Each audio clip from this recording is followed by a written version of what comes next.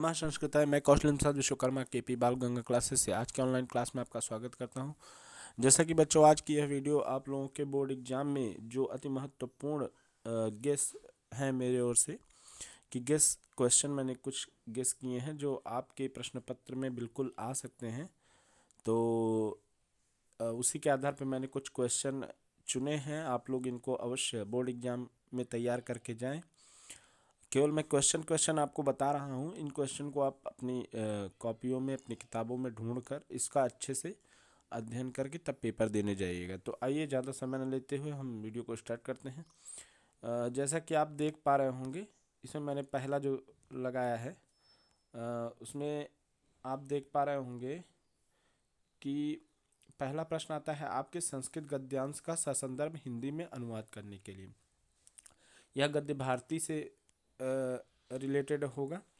तो इसमें जो पहला पैराग्राफ मैंने इम्पोर्टेंट चुना है वो कविकुल गुरु कालिदास पाठ का है। इस पाठ का यह पैराग्राफ आप ध्यान से देख लीजिएगा। एक पैराग्राफ आपको मिल जाएगा, रघुवंशे कालिदास ऐसे करके स्टार्ट होगा और लास्ट में इसके भारतीय संस्कृत गौरवानु गौरवानु रूपमेव गौरवानु रूपमेव ये पैराग्राफ आपको मिल जाएगा महाकवि कालिदास, कवि कुलगुरु कालिदास वाले पाठ का। इस पैराग्राफ का आप ससंदर्भ हिंदी में अनुवाद अवश्य तैयार कर लीजिएगा। दूसरा पैराग्राफ जो मैंने गेस किया है वो नैतिक मूल्यानि पाठ का है। नैतिक मूल्यानि पाठ का एक पैराग्राफ है, नैतिक मूल्यैः व्यक्तेः सामाजिकी ऐसे करके है, और जीवनस्य आधारः अस्ति। यहाँ तक ये पैराग्राफ आप अच्छे से तैयार कर लीजिए। ये मैंने संकेत के रूप में लिख दिया है, पूरा पैराग्राफ लिखना संभव नहीं था एक पेज में, इसलिए मैं जो है केवल संकेत मात्र मैंने लिख दिया है। तो आप दूसरा जो मैंने पैराग्राफ महत्वपूर्ण चुना है वो नैतिक मूल्यानि पाठ का है। तीसरा पैराग्राफ जो मैंने चुना है वो विश्व कवि रविंद्र पाठ का है, जहाँ पर पैराग्राफ है आंग्ल वाङ्मय से प्रारंभ होता है ये पैराग्राफ, और सुविदितम एव सर्वैः, यहाँ तक ये पैराग्राफ है। ये पैराग्राफ भी हिंदी अनुवाद की दृष्टि से बहुत ही महत्वपूर्ण है। ठीक है। अगला जो पैराग्राफ मैंने चुना है वो शंकराचार्य जी वाले पाठ का है, आदिगुरु शंकराचार्य। आदिगुरु शंकराचार्य, यद्यपि यह पाठ पूरा ही इम्पोर्टेंट है, इस पाठ में अगर आप अच्छे से पढ़ लेंगे तो कोई ना कोई पैराग्राफ अवश्य मिल जाएगा, लेकिन फिर भी इस पाठ में मुझे जो सबसे ज़्यादा महत्वपूर्ण पैराग्राफ लगा उसको मैंने लिख दिया है। धन्ययम से शुरू है ये पैराग्राफ और चकार तक जो है समाप्त है। ये पैराग्राफ आप अच्छे से तैयार कर लीजिएगा। ये शंकराचार्य जी वाले पाठ का है, आदिगुरु शंकराचार्य वाले पाठ का पैराग्राफ है। सभी पाठ का लगभग एक एक पैराग्राफ मैंने चुना है जो बहुत ही महत्वपूर्ण है मेरी दृष्टिकोण से। आप इनको अवश्य तैयार कर लीजिएगा। इसका ये मतलब नहीं कि केवल यही तैयार करके जाइएगा, इसके अलावा और भी तैयार कर लीजिएगा, लेकिन ये ज़्यादा इंपॉर्टेंट है तो इनको ज़्यादा अच्छे से तैयार कर लीजिएगा। ठीक है। अगला पैराग्राफ मैंने चुना है संस्कृत भाषा या गौरवम पाठ से, जिसका पैराग्राफ अस्याह भाषायाः डॉट डॉट डॉट समुद्घोषयन्ति तक यह पैराग्राफ है। इस पैराग्राफ को भी आप अच्छे से हिंदी अनुवाद के लिए तैयार कर लीजिएगा। अगला जो पैराग्राफ मैंने चुना है, कदाचिद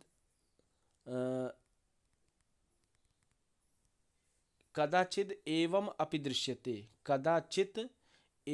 अपि दृश्यते डॉट डॉट परिवर्तनम न भवति। यह पैराग्राफ भी नैतिक मूल्यानि पाठ का है। तो नैतिक मूल्यानि पाठ का मैंने 2 पैराग्राफ लिया है जो बहुत ही महत्वपूर्ण है, और बाकी सब पाठ का एक एक पैराग्राफ मैंने लिया है जो जो हिंदी अनुवाद के लिए बहुत ही महत्वपूर्ण है। ठीक है। वैसे भी हिंदी अनुवाद के लिए नैतिक मूल्यानि और विश्व कवि रविंद्र, महाकवि कुल गुरु कालिदास, संस्कृत भाषा या गौरवम, यही 3-4 पाठ बहुत ही इम्पॉर्टेंट हैं। अगर आप इन चारों पाठ में पढ़ के जाते हैं तो कोई ना कोई पैराग्राफ अवश्य आपको पेपर में देखने को मिल जाएगा। अगला प्रश्न हम देखते हैं। पाठ का सारांश आता है लिखने के लिए, यह भी 4 अंक का होता है। इसमें आप लोग मेरे दृष्टिकोण से कविकुल गुरु कालिदास, विश्व कवि रविंद्र, आदि शंकराचार्य और गुरु नानक देव, इन 4 पाठ का अगर आप सारांश तैयार करके जाते हैं तो निश्चित ही है कि इन 4 पाठ में से कोई ना कोई पाठ का सारांश आपको आपके प्रश्न पत्र में अवश्य ही मिल जाएगा। तीसरा प्रश्न जो आता है आप लोगों का वो मतलब क्वेश्चन आंसर पूछ लेता है, गद्य से संबंधित पद्य पीयूषम से संबंधित, ठीक है ना। गद्य भारती और पद्य पीयूषम दोनों से मिक्स रहता है, जिसमें से 3 नंबर गद्य से पूछता है और 4 नंबर जो है पद्य से। तो 4 3 7 नंबर का क्वेश्चन आपसे पूछ लेता है। तो उसको मैंने पहले ही आप लोगों को लिखा दिया है वन लाइनर क्वेश्चन के रूप में, उसी को आप अच्छे से तैयार कर लेंगे तो जो वन लाइनर क्वेश्चन आंसर आते हैं वो आपके तैयार हो जाएंगे, ठीक। तो ये तीसरा क्वेश्चन हो जाएगा जो 7 नंबर का आएगा, ठीक है।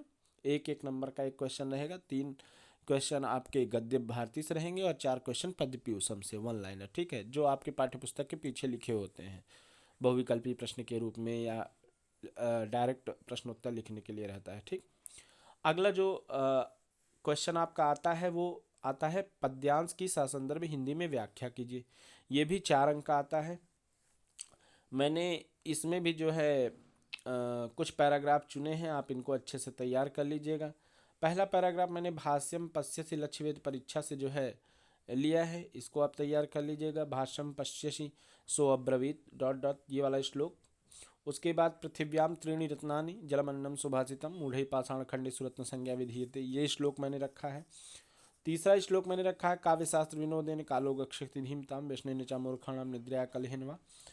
चौथा श्लोक जो है सर्वपरवशम दुखम सर्वात्मवशम दुखम एतद् विद्यत समासेन लक्षणम सुख दुख हो, ये वाला श्लोक गीता का है, ये गीता का पढ़ लीजिएगा। विद्यार्थी चर्या के कुछ श्लोक हैं, ठीक, कुछ सूक्ति सुधा के हैं।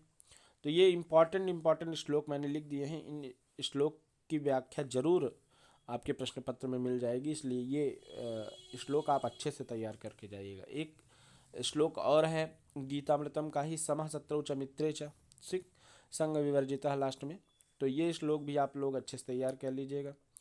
उसके बाद एक गीता का मैंने एक और श्लोक लिया है यो न हृष्यति स मे प्रिय डॉट डॉट, ये श्लोक भी आप अच्छे से तैयार कर लीजिएगा। ये श्लोक भी आपको हिंदी में व्याख्या करने के लिए मिल जाएगा। जो 7वां श्लोक मैंने लिया है वो अभिवादनशीलस्य नित्यम वृद्धोपि सेविनः चत्वारि तस्य वर्धन्ते आयुर्विद्या यशो बलम, ये श्लोक मैंने रखा है। तो इस प्रकार 7 श्लोक मैंने इंपॉर्टेंट रखे हैं, जिसमें से आपको हिंदी व्याख्या करने के लिए आपके प्रश्न पत्र में जरूर मिल जाएगा, ठीक है। अब आगे की ओर बढ़ते हैं। अगला जो क्वेश्चन आता है आपका वो आता है सूक्ति की व्याख्या करने के लिए, और ये भी 3 अंक का आता है। मैंने कुछ महत्वपूर्ण सूक्तियाँ ली हैं, आप इनका अच्छे से व्याख्या तैयार करके जाइएगा। पहला सूक्ति मैंने गेस में रखते हुए रखा है कि क्षीयन्ते खलु भूषणानि सततम वागभूषणम भूषणम, तो इस सूक्ति की व्याख्या आप अच्छे से तैयार कर लीजिएगा। दूसरा सूक्ति जो मैंने रखा है पुत्रो न ह्य पंडित मंडलाग्रणी ही, ये सूक्ति बहुत इंपॉर्टेंट है, इसको तैयार कर लीजिएगा। तीसरा जो है सर्वम परवशम दुखम सर्वात्मवशम सुखम, इस सूक्ति की व्याख्या अच्छे से तैयार कर लीजिएगा। चौथी सूक्ति जो मैंने रखी है आयुर्विद्या यशो बलम, इसको आप अच्छे से तैयार कर लीजिएगा। 5वां सूक्ति जो मैंने रखा है वो है ब्राह्मे मुहूर्ते बुद्धे धर्मार्थो च अनुचिंतित, इस सूक्ति की व्याख्या अच्छे से तैयार कर लीजिएगा। और 6वीं सूक्ति जो है समत्वम योग उच्यते, इस सूक्ति की व्याख्या भी आप अच्छे से तैयार कर लीजिएगा। अगली सूक्ति है संशयम आत्मा विनश्यति, संशय आत्मा विनश्यति, ये इस प्रकार 7 सूक्तियाँ मैंने रखी हैं। 7 सूक्तियों की व्याख्या आप अच्छे से तैयार कर लीजिएगा। ये आपका 3 अंक का आएगा, ठीक है। अगला जो सूक्ति है अगला जो क्वेश्चन आपका आता है वो है श्लोक की ससंदर्भ संस्कृत में व्याख्या, ठीक, या डायरेक्ट लिखा रहता है संस्कृतार्थ लिखिए। तो संस्कृतार्थ के लिए भी मैंने कुछ इंपॉर्टेंट श्लोक चुने हैं, आप लोग उन श्लोकों को देख लीजिएगा। ये श्लोक मैंने ले लिए हैं अपने जिसके हिसाब से कि बहुत ही महत्वपूर्ण है और अक्सर आपके में संस्कृत अर्थ लिखने के लिए आ जाते हैं। पहला श्लोक मैंने लिया है पृथिव्याम त्रीणि रत्नानि जलमन्नम सुभाषितम। दूसरा जो श्लोक मैंने लिया है वो काव्यशास्त्र विनोदेन कालो गक्षति धीमताम व्यसनेन च मूर्खाणाम निद्रया कलहिन्वा, इस श्लोक का संस्कृतार्थ आप अच्छे से तैयार कर लीजिएगा। अगला श्लोक है अभिवादनशीलस्य नित्यम वृद्धोपि सेविनः चत्वारि तस्य वर्धन्ते आयुर्विद्या यशो बलम, इस श्लोक की संस्कृत व्याख्या अच्छे से तैयार कर लीजिएगा, मतलब संस्कृतार्थ तैयार कर लीजिएगा। और जो चौथा श्लोक मैंने रखा है वह सर्वलक्षणहीनो अपि करके है शतम वर्षाणि जीवति, ये श्लोक, 4 श्लोक संस्कृत व्याख्या, संस्कृतार्थ के लिए बहुत ही इंपॉर्टेंट है। इन चारों श्लोकों की संस्कृत व्याख्या आप जरूर तैयार करके जाइएगा, संस्कृतार्थ जरूर तैयार करके जाइएगा। आगे ज़्यादा समय न लेते हैं, आगे बढ़ते हैं। जो क्वेश्चन नंबर 6वां आपका आएगा वो पात्रों का चरित्र चित्रण आता है। ठीक है, 4 अंक का ये भी आता है। मेरे दृष्टिकोण से ये 4 पात्र बहुत ही महत्वपूर्ण है। अगर इन चारों पात्रों का आप चरित्र चित्रण अच्छे से तैयार करके जाएंगे तो निश्चित ही है कि कोई ना कोई चरित्र चित्रण आपके प्रश्न पत्र में अवश्य ही आ जाएगा। पहला महात्मा गांधी का चरित्र चित्रण आ जाएगा, दूसरा जीमूत वाहन, तीसरा रमानाथ और चौथा सुमेधा। अगर इन 4 पात्रों का चरित्र चित्रण आप तैयार करके जाते हैं तो निश्चित ही है कि आपके बोर्ड एग्जाम के प्रश्न पत्र में कोई ना कोई क्वेश्चन जरूर ही आ जाएगा, कोई ना कोई पात्र जरूर आ जाएगा। ठीक है, तो इन चारों पात्रों का अगर आप चरित्र चित्रण तैयार करके जाते हैं तो एक पक्का ही आपके पेपर में आ जाएगा। ठीक, अगला जो क्वेश्चन है वो संस्कृत में प्रश्नोत्तर आता है 5 अंक का। ये आपके कथा नाटक कौमुदी से होते हैं क्वेश्चन। इसको मैंने कुछ महत्वपूर्ण प्रश्न ही ले लिए हैं। इन प्रश्नों के अगर आप उत्तर तैयार करके जाते हैं, याद करके जाएंगे तो निश्चित है कि इसमें से फंस जाएगा कोई ना कोई क्वेश्चन, और नहीं तो मैंने जितने आपके 1 लाइनर क्वेश्चन लिखवाए थे उसी में से कोई ना कोई क्वेश्चन फंस जाएंगे। ठीक है, फिर भी मैं 9 क्वेश्चन ले आया हूँ कथा नाटक कॉमेडी से, जो कि बहुत ही महत्वपूर्ण है और पूछे जाने की पूरी संभावना है इस बार के बोर्ड एग्जाम में।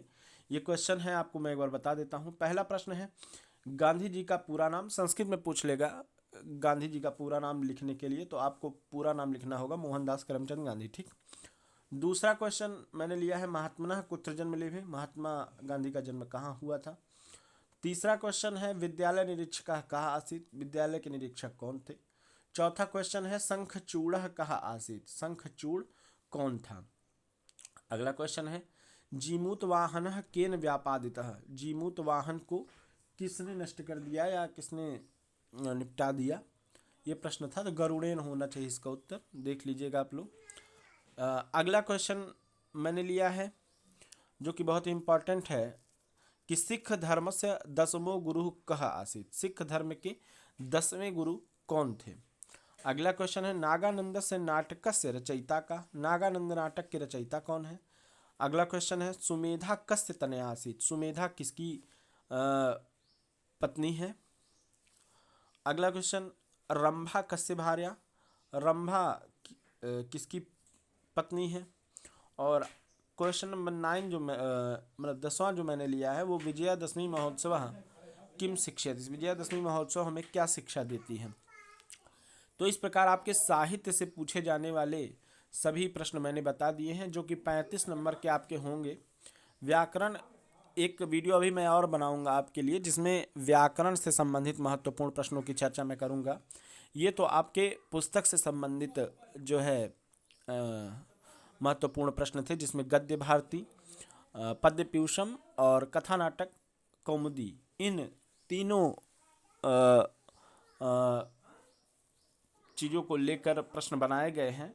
और आप इन प्रश्नों को यदि तैयार करके चले जाते हैं तो मुझे लगता है कि मेरे हिसाब से बहुत ही अच्छा प्रश्न पत्र आपका होगा, आपके लिए बढ़िया हो, इसीलिए मैंने ये वीडियो बनाया। और मेरे हिसाब से गेस्ट पेपर में ये क्वेश्चन अवश्य ही आ सकते हैं इस बार के बोर्ड एग्जाम में, इसलिए अच्छे से तैयार कर लीजिएगा। इसी के साथ आज की क्लास यहीं पर संपन्न होती है। नमः संस्कृताय।